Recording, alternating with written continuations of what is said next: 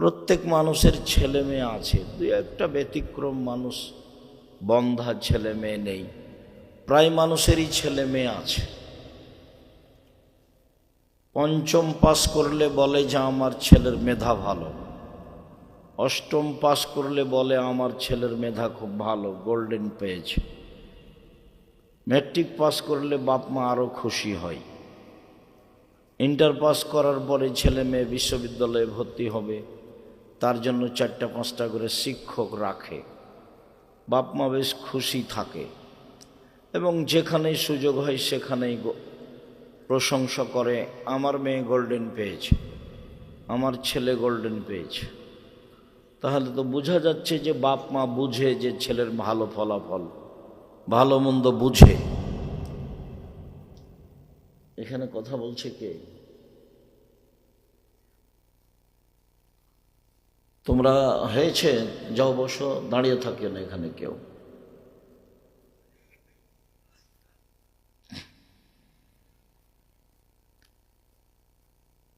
তো বাপ মা তো তাহলে ছেলে মেয়ের রেজাল্টে খুব খুশি। এখন ছেলে মেয়ে যে সকালে গিয়ে ঠাকুরের গান বলছে, ও কালিমা তোমার আকাশ, ও কালিমা তোমার বাতাস, এইটা তো আর বাপ মা বুঝে না। বাপ মা মনে করছে যে কালিমারি তো আকাশ, কালিমারি তো বাতাস। আমরা তো এটা বুঝি না, আমরা বুঝি যে আল্লাহর আকাশ আর আল্লাহর বাতাস, তখন এটা আমাদের গায়ে আঘাত লাগে। এখন এই জড় পদার্থ বাপ মা, তার তো কোনো অনুভূতি নেই। বাপ মা মাস্টার ডিগ্রি পাশ হলে কি হবে, বাপ মা কলেজের প্রিন্সিপাল হলে কি হবে, তার অনুভূতিতে কাজ করে না যে এই পৃথিবী কালিমার নয়। তো ওর ছেলে গোল্ডেন পেয়েছে তাতেই তো ও খুশি। তারপর যখন একটা বড় ডাক্তার হবে, প্রতারক হবে, চোর হবে, ওই কোম্পানির ওষুধ লিখবে যে কোম্পানি টাকা দেয়, তখন আরও খুশি হবে। বেতনের টাকা আছে, কোম্পানির টাকা আছে, তখন অচিরেই দেখবে যে ছেলে বড় লোক হয়ে গেছে। তখন ভুল বুঝের ওপরে যেতে যেতে যেতে যেতে কবর। মানে কোরআন মাজিদ তো আর পড়া লাগলো না, কোরআন মাজিদ না পড়েও তো ভালো ছেলে মানুষ করলো, ছেলেকে একটা চোর বানালো, ছেলেকে একটা প্রতারক বানালো, ছেলেকে একটা বদ শয়তান বানালো, তো ওতেও তো খুশি। তো কোরআন মাজিদ না পড়েই তো তার চলছে এবং ও মনে করছে যে ভালোই চলছে, তো সমস্যা কি? এখন আল্লাহ বলছেন যে তোমরা তোমাদের পরিবারকে জাহান্নাম থেকে বাঁচাও। এর কিভাবে হতে পারে? তো কিভাবে হতে পারে? তো দেখি একটু, লোকমান হাকিম বলছেন পরিবারকে বাঁচাচ্ছে, বোনাইয়া লা তুশরিক বিল্লাহ, আব্বু আল্লাহর সাথে শিরক করো না। দেখেন পরিবারকে জাহান্নাম থেকে বাঁচানোর পথ, আব্বু আল্লাহর সাথে শিরক করো না। ইন্না শিরকা লাযুলমুন আযীম, নিশ্চয় শিরক মহাপাপ। পাপের জগতে সবচেয়ে বড় পাপ হলো শিরক। আবু হুরায়রা রাদিয়াল্লাহু তাআলা আনহু বলেন, রাসূল সাল্লাল্লাহু আলাইহি সাল্লাম বলেছেন, আকবারুল কাবায়রা সালাসা, সবচেয়ে বড় পাপ 3টি। 1 নম্বর আল ইশরাকু বিল্লাহ, আল্লাহর সাথে শিরক করা। 2 নম্বর উকুকুল ওয়ালিদাইন, পিতা মাতার অবাধ্য চলা। 3 নম্বর শাহাদাতু জুরে, মিথ্যা সাক্ষী দেওয়া। অত্র হাদিসে বড় পাপের 3টে সিরিয়াল এসেছে। তার 1 নম্বরে এসেছে শিরক করা, 2 নম্বরে এসেছে বাপ মাকে না মানা, 3 নম্বরে এসেছে মিথ্যা সাক্ষী। রাজশাহী জেলে শত হাজারো মানুষ আছে, 20, 25, 30 বছর থেকে, ও নিজেই জানে না আমি কেন জেলে। জজও জানে না ঘটনা কি, উকিলও জানে না ঘটনা কি, সাক্ষীও জানে না ঘটনা কি। সাক্ষীকে 50,000 টাকা দিয়েছে, তখন সাক্ষী জজের সামনে গিয়ে বলছে আমি 2 চোখে মারতে দেখেছি। যার ব্যাপারে বলছে সেদিন তো ওখানে ছিল না, যার কারণে যে জেলে আসে সেও বুঝলো না সে খালি ভাবছে যে আমি কেন জেলে, আর দিনরাত বলছে শত্রুতা করে আমাকে জেলে দিল, শত্রুতা করে আমাকে জেলে দিল, আমি ওখানে ছিলাম না। ঘটনাই তো তাই। ওও বুঝলো না যে আমি কেন জেলে, সাক্ষীও বুঝলো না আমি কেন সাক্ষী দিচ্ছি, উকিলও বুঝলো না যে আমি কিসের ওকালতি করছি, জজ তো জানেই না। তাহলে জানে কে? যে সাজিয়েছে সে। তো পরিবারকে বাঁচাবেন কিভাবে?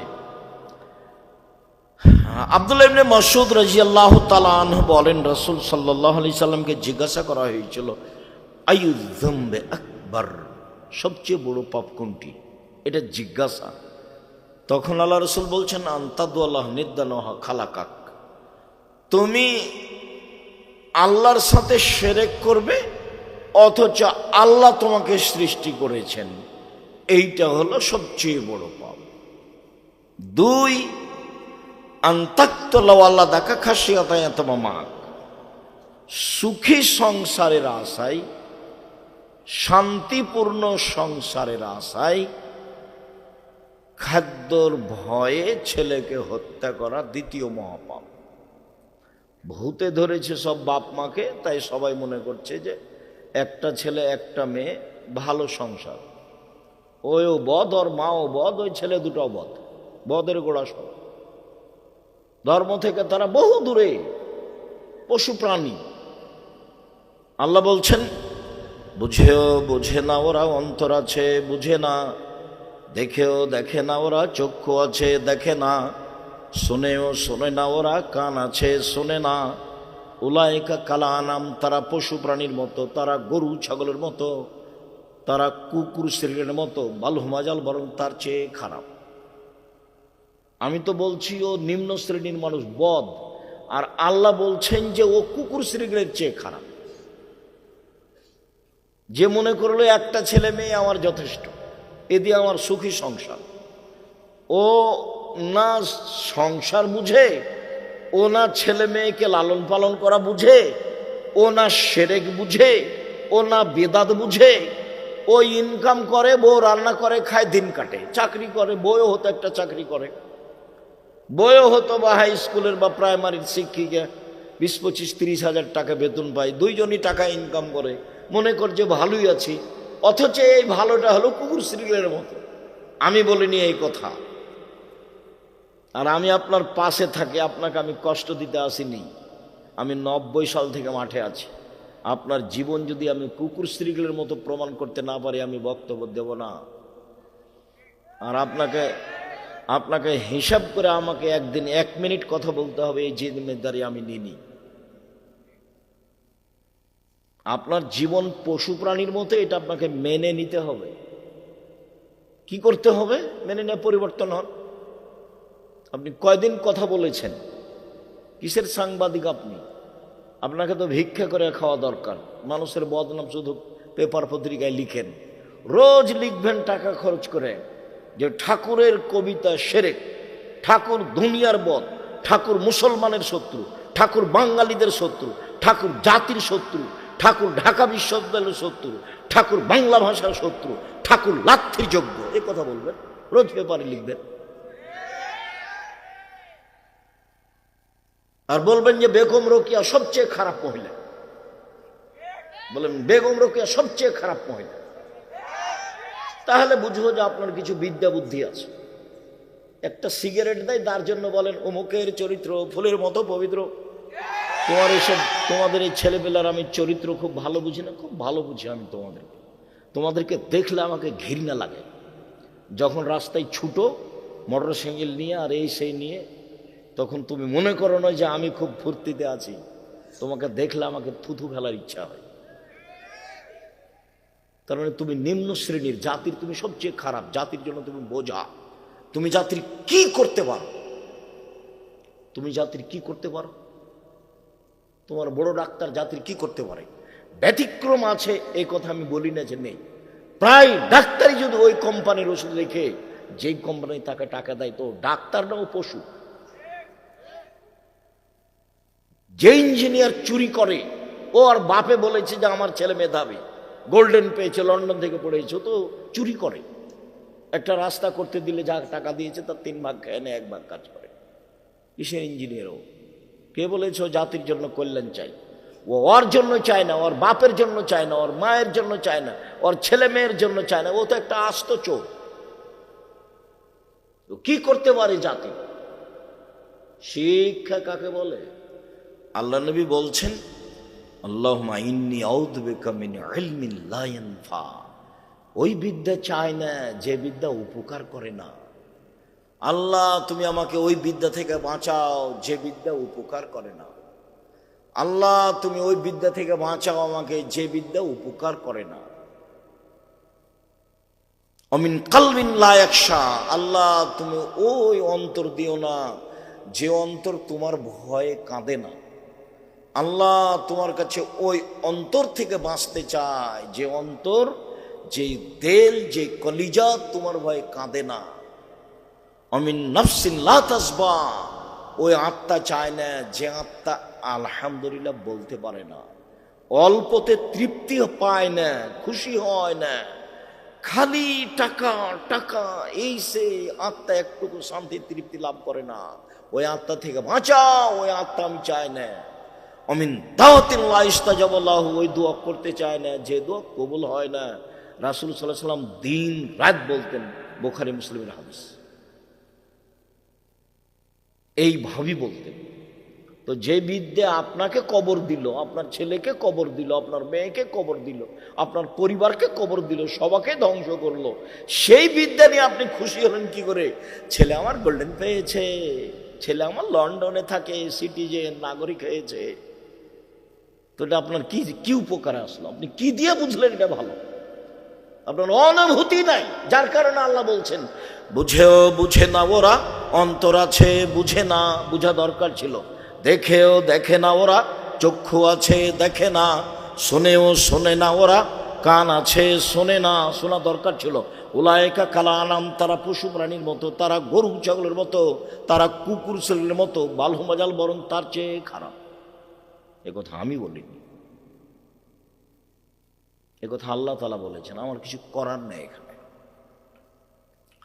লোকমান হাকিম বলেন, আব্বু শিরক করো না, শিরক মহাপাপ। রাসূল সাল্লাল্লাহু আলাইহি সাল্লাম বলছেন যে লা তুশরিক বিল্লাহ ওয়া ইন কুতিলতা হুররিকতা। জালেম জুলুম করে হত্যা করলে নিহত হয়ে যাও, শিরক করো না। জালেম জুলুম করে জ্বালিয়ে দিলে আগুনে জ্বলে যাও, শিরক করো না। জ্বলে পুড়ে মরে যাও, শিরক করো না। নিহত হয়ে যাও, মারা যাও, মরে যাও, তবু শিরক করো না। শিরক মহাপাপ। আল্লাহ তাআলা বলছেন হাদিসে কুদসি, আল্লাহ তাআলা বলছেন জাবনা আদম, আদমের ছেলে মেয়ে শোনো, মা দাওয়াউতানি ওয়া রাজাউতানি। তুমি যেভাবে ডাকো আমি সেভাবে থাকি, তুমি যেভাবে বলো আমি সেভাবে শুনি। আদমের ছেলে মেয়ে শোনো, তুমি যেভাবে ডাকো আমি সেভাবে থাকি, তুমি যেভাবে বলো আমি সেভাবে শুনি, তুমি যেভাবে আশা পোষণ করো আমি পূর্ণ করে থাকি। তুমি ক্ষমা চাইলে ক্ষমা করে দিই, ওলা উবালি, পরোয়া করি না তুমি কত বড় পাপী, আমি পরোয়া করি না তুমি কত বড় পাপী, আমি পরোয়া করি না তুমি কত বড় পাপী। আদমের ছেলে মেয়ে শোনো, লাউ বালাগাত যুনুবুকা কানাস সামায়ে, তোমার পাপ বেশি হতে হতে হতে যদি আকাশে লেগে যায়, পাপ আর পাপ, সুম্মাস্তাগফিরতানি, এরপরে আমাকে বলো আমার ভুল হয়েছে, তখন আমি ক্ষমা করে দিই। আমি পরোয়া করি না তুমি কত বড় পাপী, আমি পরোয়া করি না তুমি কত বড় পাপী। তুমি যেভাবে ডাকো আমি সেভাবে থাকি, তুমি যেভাবে আশা পোষণ করো সেভাবে আমি পূর্ণ করে থাকি। এটা হলো দুনিয়া। বিচারের মাঠে আল্লাহ আমাদের সামনে আসবেন, বিচারের মাঠে আল্লাহ আবার আমাদের সামনে আসবেন। আমাদের সামনে এসে কিয়ামতের মাঠে আল্লাহ বলবেন, ইবনা আদম, আদমের ছেলে মেয়ে শোনো, আতাইতা বেকরাবিলার যে খাতায়া, আজকে এসেছো আকাশ জমিন পরিমাণ পাপ নিয়ে, বিচারের মাঠে এসেছো পাপ আর পাপ, তোমাদের পাপ আকাশ জমিন পূর্ণ হয়ে আছে। আমিও এসেছি ও আতাইতো বেকরাবিল মাগফিরা, যেই পরিমাণ তুমি পাপ নিয়ে এসেছো সেই পরিমাণ আমি ক্ষমা নিয়ে এসেছি। তোমার যেই পরিমাণ পাপ আমার সেই পরিমাণ ক্ষমা, তোমার যেই পরিমাণ পাপ আমার সেই পরিমাণ ক্ষমা। তোমার পাপ যত আমার ক্ষমা তত, তোমার পাপ যত আমার ক্ষমা তত, যদি শিরক না থাকে। এটা হলো মূল কথা। শিরক থাকলে তো আমাকে অপমান করেছো। তুমি বিড়ালদহের মাজারে টাকা দাও বেটা, ফাইজলামি করো। যে মরে আছে কবরে, ওরই কি হচ্ছে তার কোনো ঠিক ঠিকানা নাই, ওখানে টাকা দাও কেন? তোমার অনুভূতি হয় না? তুমি খাও না, তুমি হাগো না, পায়খানা করো না, তুমি হিসাব পাও না? তুমি মাছ দিয়ে ভাত খেলে কাঁটা ফেলে খাও, কাঁটা সহ খাও না, তার মানে বুদ্ধি আছে। ওই কবরে যে আছে সে তোমার কি করতে পারে, ওরই কি অবস্থা সেই কে জানে। আর তুমি সেখানে টাকা দাও মানে ফকির পাও না? ফকিরকে টাকা দাও, ওই যে দিন রাত হাত পেতে চাচ্ছে। শুনুন, দাপট দেখিয়ে টিকা যাবে না। 45 মিনিট সময়, ক্ষমতা দেখিয়ে টিকা যায় না। জুলুমের ফল খুব খারাপ। আল্লাহ রাসূল বলছেন, হত্যাকু জুলমা ফাইন্না জুলমা জুলুমাতুন, অত্যাচার থেকে বেঁচে থাকো, অত্যাচার অন্ধকার। মানুষের উপরে জুলুম হয় জমি দখল করলে, পিটালে, জেলে দিলে, হাজতে দিলে। আর আল্লাহর উপরে জুলুম করা হয় শিরক করলে। মানুষই জুলুম সহ্য করে না, তা আল্লাহ কি দিয়ে সহ্য করবে? জুলুম করে, ক্ষমতা দেখিয়ে, দাপট দেখিয়ে, হইচই করে, জমি দখল করে, মারামারি করে, মানুষকে অপমান করে, লুটতরাজ করে, রাহাজানি করে বেঁচে থাকার চেষ্টা করিয়েন না, ভুল সিদ্ধান্ত। মাটির মানুষ দুদিন বাঁচতে এসেছে, নরম হয়ে বাঁচেন। 5 ওয়াক্ত সালাত, হালাল রুজি, কোরআন তেলাওয়াত, আড্ডা পিটা হারাম, জান্নাত হবে ইনশাআল্লাহ। আড্ডা পিটা কি? এই যে মোবাইলে ল্যাংটা মেয়ে দেখা ঘন্টার ঘন্টা, এটা একটা আড্ডা পিটা। আর একটা আড্ডা পেটে কি? ওই যে দোকানে বসে আছেন, ল্যাংটা মেয়ে নাচছে, মাথায় টুপি আছে, এর গল্প ওর গল্প, চেয়ারম্যান মেম্বার কি করলো, চুরি করলো, কাকে মারলো, এগুলো বলছে। সুদ মহাপাপ, এ কথা ঠিক। সুদের যে ভাষা আল্লাহ নবী উল্লেখ করেছেন, পৃথিবীতে কোনো পাপের ভাষা এরকম নয়।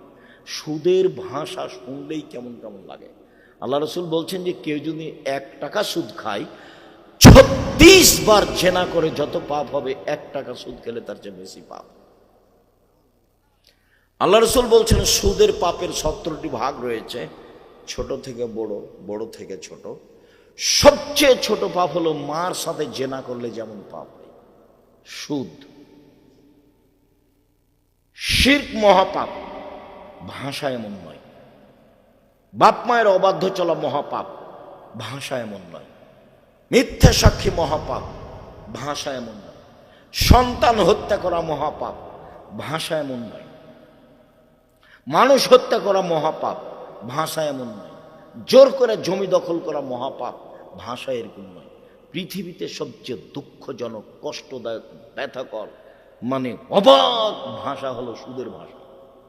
কে যদি জেনে শুনে 1 টাকা সুদ খায়, 36 বার জেনা করে যত পাপ হবে, 1 টাকা সুদ খেলে তার চেয়ে বেশি পাপ হবে। বাংলাদেশের মাটিতে এমন কোনো ব্যাংকিং ব্যবস্থা নাই যেটা সুদমুক্ত, এমন কোনো ইন্স্যুরেন্স নেই যেটা সুদমুক্ত। উপার্জনের পথ 4টা। 1, দিন মজুরি, সন্ধ্যায় টাকা শেষ, জীবন শেষ, বাস। 2, চাকরি, 25 দিনে টাকা শেষ হবে, 5 দিন ধার কর্জ করে চলবে, জীবনও শেষ, সবই শেষ। 3, জমি চাষ, হয় সমান সমান না হয় লস, হয় সমান সমান না হয় লস। 4, ব্যবসা, সেটা চকলেটের হোক না হয় বাদামের। বাদাম বিক্রি বুঝেন আপনারা? তোমরা বাদাম বিক্রি বুঝো? সেটা বাদাম বিক্রি ব্যবসা হোক আর না হলে ইনপুটে ব্যবসা হোক কোটি কোটি টাকার, সেটা যে ব্যবসায় হোক না কেন, আল্লাহ নবী বললেন সত্যবাদী বিশ্বস্ত ব্যবসায়ীরা নবীদের সাথে জান্নাতে থাকবেন। সত্যবাদী বিশ্বস্ত ব্যবসায়ীরা নবীদের সাথে জান্নাতে থাকবেন। আমি যখন বলেছি যে তোমরা বাপ বেটা ভিক্ষা করে খাও, শ্বশুরের কাছে টাকা নিও না। কেন? শ্বশুরের কাছে টাকা নিয়ে ওই টাকা দিয়ে চাউল কিনে ভাত খেয়ে ইবাদত কবুল হবে না। শ্বশুরের কাছে টাকা নিয়ে ওই টাকা দিয়ে চাউল কিনে ভাত খেয়ে ইবাদত কবুল হবে না। ভিক্ষা করা টাকা দিয়ে চাউল কিনে ভাত খেয়ে ইবাদত কবুল হবে। ভিক্ষা উপার্জনের সবচেয়ে জায়েজ অপছন্দ পথ। 1 নম্বর পথ ব্যবসা, 2 নম্বর পথ জমি চাষ চাকরি, 3 নম্বর পথ জমি চাষ, 4 নম্বর পথ দিন মজুরি কিষান কামলা, এ হলো উপার্জনের পথ। 5 নম্বর পথ ভালো নয়, সেটা হলো ভিক্ষা করা। ভিক্ষা করা টাকা দিয়ে চাউল কিনে ভাত খেয়ে ইবাদত কবুল হবে, কিন্তু শ্বশুরের কাছে টাকা নিয়ে ওই টাকা দিয়ে চাউল কিনে ভাত খেয়ে ইবাদত কবুল হবে না। ওটা হারাম টাকা, ওটা সন্ধ্যা হতে হতে ফেরত দিতে হবে। ফাজলামি করো বাপ বেটা, শ্বশুরের মোটর সাইকেল নিয়ে তোমার বাপও চড়ে, তুমিও চড়ো। তোমার বাপ তোমাকে, তোমার শ্বশুর তোমাকে খুশি হয়ে দিয়েছে, ফালতু কথা বলো। তোমার শ্বশুর মোটর সাইকেলটা ভিক্ষুককে দিতে দেখি, সব ফাজলামি করো। তোমরা বাপ বেটার মুখখান কালো হয়ে আছে, দেখো। তোমার বাপকে যদি আমি পশু প্রাণীর চেয়ে খারাপ প্রমাণ করতে না পারি, আমি বক্তব্য দেব না, এখনই সালাম দিয়ে উঠে যাব। তোমার বাপের কাছে আমি জিম্মি নই। 90 সাল থেকে আমি মাঠে আছি, এই দেশের কোনো মানুষের কাছে আমি জিম্মি নই, 1 মিনিটের জন্য নই, 1 মিনিটের জন্য নই। আজও যে তোমার কাছে এসেছি অগ্রিম পাথর নিয়ে আসেনি, এমনি এসেছি। 30 বছরে কোনোদিন মানুষের কাছে পথ খরচ চাইনি, 35 বছরে। আমি জিম্মি নই তোমার কাছে। তোমাকে প্রমাণ করতে এসেছি যে তোমার জীবন পশু প্রাণীর মতো, এই জন্য এসেছি। তোমার বাপ মাকে যদি আমি অশিক্ষিত প্রমাণ করতে না পারি, আমি জাতির সামনে বক্তব্য দেব না। লোকমান হাকিম বলছেন, আব্বু আকিমিস সালাহ, সালাত আদায় করো। নামাজ ছেলে মেয়েকে পড়তে বললে পরিবারকে জাহান্নাম থেকে বাঁচানো যাবে। শিরক থেকে ছেলে মেয়েকে রক্ষা করলে জাহান্নাম থেকে বাঁচানো যাবে। ছেলে ঘুম থেকে উঠে স্কুলে গিয়ে বলে ও কালিমা তোমার আকাশ, তাহলে আপনার ছেলে মেয়েকে আপনি জাহান্নাম থেকে বাঁচালেন কি করে? এই সুবাদে আরো বলছি, আমি এই দেশের মাটিতে উন্নত মানের প্রতিষ্ঠান গড়বই ইনশাআল্লাহ, যেখানে ছেলে মেয়ে বাংলা ইংরেজি আরবি উন্নত মানের শিক্ষা অর্জন করে জাতির অন্যায়ের বিরুদ্ধে লড়বে, মুখে কলমে মিডিয়ায় লড়বে ইনশাআল্লাহ।